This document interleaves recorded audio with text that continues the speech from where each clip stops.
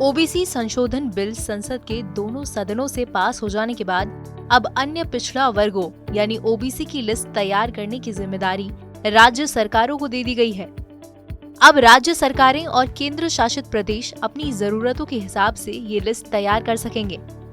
Notice के इस video में हम जानेंगे क्या है ये नया बिल, सरकार ये बिल क्यों लेकर आई और इससे क्या बदलाव होंगे।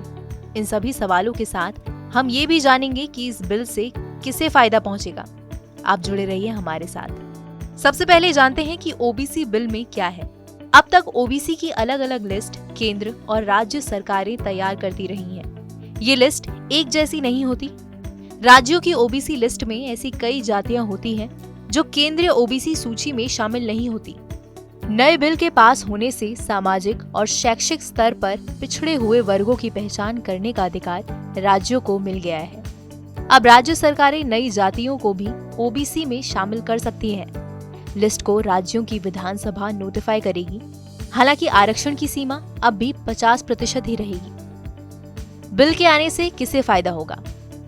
अलग अलग राज्यों में ऐसी कई जातियां हैं जो लंबे समय से आरक्षण की मांग कर रही हैं। जैसे हरियाणा में जाट समुदाय, महाराष्ट्र में मराठा समुदाय, गुजरात में पटेल समुदाय, कर्नाटक में लिंगायत समुदाय।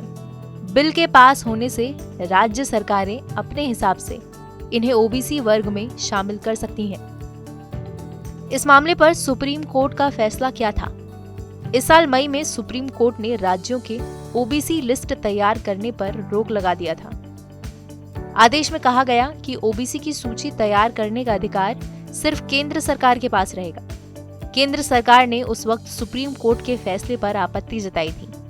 फिर संसद सत्र में 127वां कॉन्स्टिट्यूशन अमेंडमेंट बिल लाकर सरकार ने इसे दोनों सदनों से पास करा लिया और राज्यों को ओबीसी लिस्ट बनाने का कानूनी अधिकार दे दिया। आइए अब जानते हैं कि ओबीसी बिल पर विपक्ष ने क्या कहा। लोकसभा में कांग्रेस सांसद अधीर रंजन चौधरी ने कहा कि उनकी पार्टी इस बिल का समर्थन करती है। साथ ही उन्होंने 50% की बाध्यता पर भी कुछ किए जाने की मांग की। उन्होंने कहा कि तमिलनाडु जैसे कई राज्यों में 50% से ज्यादा आरक्षण के प्रावधान है। एक बिल लाकर सभी राज्यों को 50% से ज्यादा आरक्षण देने का अधिकार भी दे दिया जाए। कांग्रेस के अलावा आम आदमी पार्टी, समाजवादी पार्टी, बीएसपी और अकाली दल जैसी पार्टियों ने भी ओबीसी बिल का समर्थन किया है।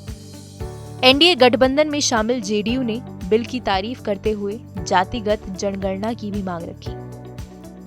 हमारी इस रिपोर्ट पर आपकी क्या राय है? कमेंट सेक्शन में लिखकर जरूर बताएं। इस वीडियो को लाइक करें, शेयर करें। देश और दुनिया की तमाम मुश्किल खबरों को आसान भाषा में समझने के लिए सब्सक्राइब करना ना भूलें हमारा डिजिटल चैनल नो दिस।